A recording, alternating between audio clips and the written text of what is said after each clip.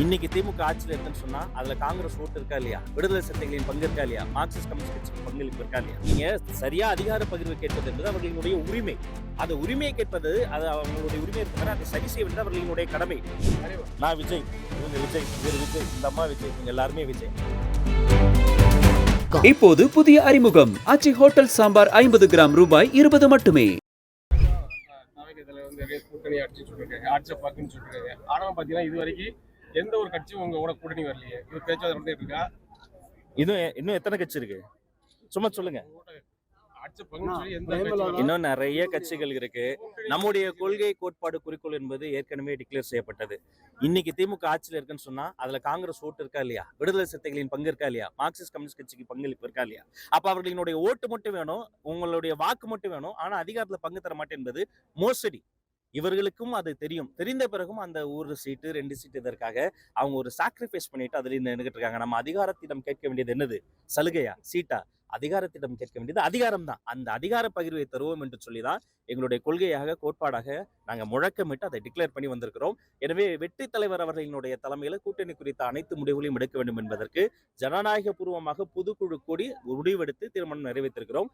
சரியான நேரத்தில் சரியான கூட்டணி குறித்து வெற்றி தலைவர் சொல்வார். கூட்டணி பேச்சுவார்த்தை நடந்துட்டு இருக்கா?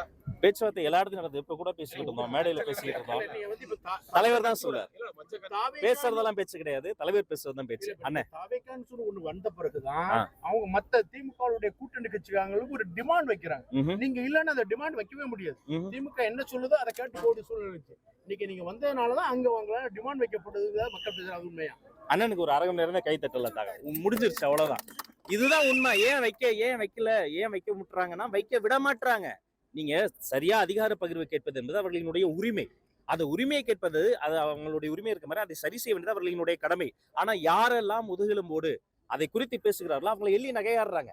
இணையத்தில் ஏவி விடப்படுகிற அந்த இணைய ஹைனாக்கள் இருக்காங்க பாருங்க, நாகரிகமே இல்லாம பெரிய மனிதர்கள் குறித்து தவறா பேசுறாங்க. எந்த வகையில எங்களுடைய கொள்கை தலைவர் கர்ம வீரர் காமராசர் குறைஞ்சு போயிட்டாரு, முத்தமிழர் டாக்டர் கலைஞர் மேல வந்துட்டாரு. அப்ப கலைஞரை பெருமைப்படுத்திக்க. அதுக்காக காமராசரை தொடர்ச்சியாக இழிவுபடுத்தி பேசுகிற பொழுது அதை கண்டும் கண்ணிருந்தும் காணாததை போல, கேட்டும் செவியிருந்தும் கேளாதது போல நடித்துக் கொண்டிருப்பதுக்கு பேரு என்ன? அப்ப இதையெல்லாம் தட்டி கேட்கிறாங்க. அதெல்லாம் அவங்களுடைய உரிமைக்குள்ள, இது அவங்க கூட்டணி சார்ந்த விஷயம். நீங்க கேட்கறதால சொல்றேன், இது இந்த காலத்தின் தேவை. தலைவர் பேசிட்டார்ல, இனி அவர் தொட்டதெல்லாம் தலைப்பு செய்து பேசுறதெல்லாம் பிரேக்கிங் நியூஸ். இனி பேசித்தான் ஆகும், வேற வழி இல்ல. தலைவர் பத்திரிகையாளர் சந்திக்காத ஒரு குற்றமாக சொல்லப்படுது. இப்ப நீங்க எல்லாம் யாரு? அப்ப நான் சந்திக்க கூடாதா? தலைவர் நான் விஜய், இவங்க விஜய், இவர் விஜய், இந்த அம்மா விஜய், இவங்க எல்லாருமே விஜய். அப்ப எங்களை போல எளிய விட்டு பிள்ளைகள், ஏழை விட்டு பிள்ளைகள், சாதாரண ஆட்களும் போய் பேசணும், பத்திரிகையாளர் சந்திக்கணும், மேடை தோறும் பேசணும். இந்த கனிய வாய்ப்பு, அரிய வாய்ப்பை எனக்கு கொடுத்துருக்கிறேன். ஆனா இது மத்த கட்சி மாதிரி குடும்ப கட்சி கிடையாது. தாத்தா பேசுவாரு, அப்பா பேசுவாரு, பேச மாட்டாரு, அடுத்த கேள்விக்கான பதிலையுமே சேர்த்து படிச்சு விட்டுருவாரு, மகன் செட்டப் கேள்வி கேட்பாரு. அப்படி கிடையாது. அதனால சரியான சந்தர்ப்பத்தில் அதுவும் நடக்கும், பொறுத்திருந்து பாருங்க. அண்ணன் சீமானுடைய டிவிகே மேல வைக்கக்கூடிய தாக்குதல் இப்ப குறைஞ்சிருக்கா, கூடியிருக்கா? 10 நாள் முன்னாடி அவரே சொல்லிட்டாரு, இனிமே அதை பத்தி எதுவும் பேசாதீங்கன்னு சொல்லிட்டு. அதே போலங்க சட்டம் ஒழுங்கு சீரியல் இருந்து சந்தி சிரிக்குதுங்க. மிக மோசமான விஷயங்க. தோட்டத்து கொலைகள் அதுக்கு முன்னாடி நான் கேள்விப்பட்டதே இல்லை. இந்த ஆட்சியில புதுசா கண்டுபிடிக்கிறாங்க.